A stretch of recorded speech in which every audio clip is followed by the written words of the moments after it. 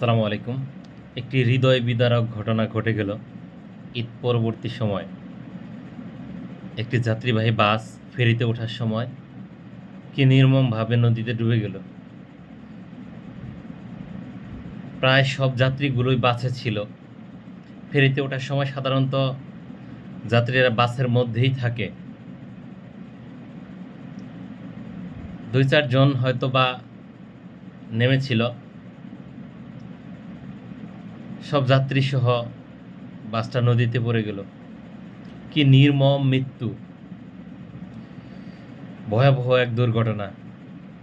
জানি না বাসটার মধ্যে হেল্পার ছিল কি না ড্রাইভিং সিটে, নাকি বাসের ড্রাইভার নিজেই ছিল। কি নির্মম, সবার চোখের সামনে। সাধারণত বাসের নর্মালি আমরা যে জানালাগুলো দেখি, অনেক সময় দেখা যায় যে অনেক শক্ত থাকে, খোলা যায় না, ভাঙা যায় না। পানির মধ্যে কিন্তু গ্লাস ভাঙাও অনেক কষ্ট। আমরা সাধারণভাবে যে শক্তি প্রয়োগ করি ভূপৃষ্ঠের উপরে, সেটা কিন্তু পানির নিচে এই শক্তিটা প্রয়োগ করা সম্ভব হয় না, কমে যায়। সেখানে চাপ থাকে, জানি না গভীরতা কত দূর। অনেকেই বলছে যে মানুষ উদ্ধার কাজের জন্য নামলো না কেন।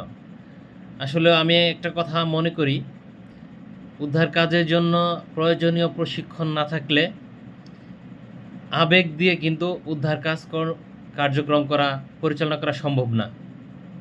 পানির নিচে একে তো সাঁতার জানতে হবে আপনাকে, দ্বিতীয়ত হচ্ছে আপনাকে পর্যাপ্ত পরিমাণে প্রশিক্ষণ গ্রহণ করতে হবে। প্রশিক্ষণ যদি আপনার না থাকে, সেক্ষেত্রে পানির নিচে আপনি কতক্ষণ অবস্থান করতে পারবেন। আর এখানে আপনি একজন মানুষকে উদ্ধার করে নিয়ে উঠাবেন, এরকম ক্যাপাসিটি কতজন লোকের ছিল না। মানুষ কি করেছে, দুঃখ কষ্ট আহাজারি করেছে। আর যেটা দৃষ্টিতে এসছে সেটা হচ্ছে মানুষ ভিডিও করেছে। এখন আসলে আমরা হুরুজুকে বাঙালি, যে কোনো ঘটনায় ঘটুক না কেন, এগিয়ে আসার থেকে ভিডিওটাকে বেশি প্রাধান্য দেই। আসলেও ভিডিও না করলে হয়তো বা আপনি এই চিত্রটা দেখতে পারতেন না, কিন্তু উদ্ধার যে করবে এরকম মানুষও ওখানে ছিল না বলে মনে করা হচ্ছে।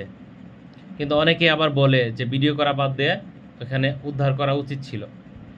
আসলে উচিত ছিল, কিন্তু যদি কেউ এক্সপার্ট লোক থাকতো। হাঁটু পানিতে লোক পরে মারা যায়, গলা পানিতে লোক পরে মারা যায়, সে যদি নদীতে নামে সে উদ্ধার কাজ পরিচালনা করতে পারবো? নিজের জীবন নিয়েই তো টানাটানি। যাই হোক, আমরা আশা করব ঈদ পূর্ববর্তী সময়ে অনেক ঘটনাই ঘটেছে, অনেক দুর্ঘটনাই ঘটেছে, অনেক প্রাণহানি ঘটেছে। আমার মনে হয় এবার অনেক বেশি ঈদের ছুটিকে উপলক্ষে, ঈদের আগে এবং পরে যাত্রায় অনেক দুর্ঘটনা বেশি ঘটেছে, অনেক প্রাণহানি ঘটেছে।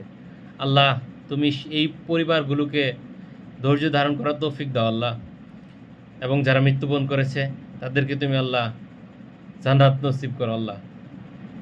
যে যেখানেই থাকবেন ভালো থাকবেন, সতর্ক থাকবেন। আল্লাহ হাফেজ।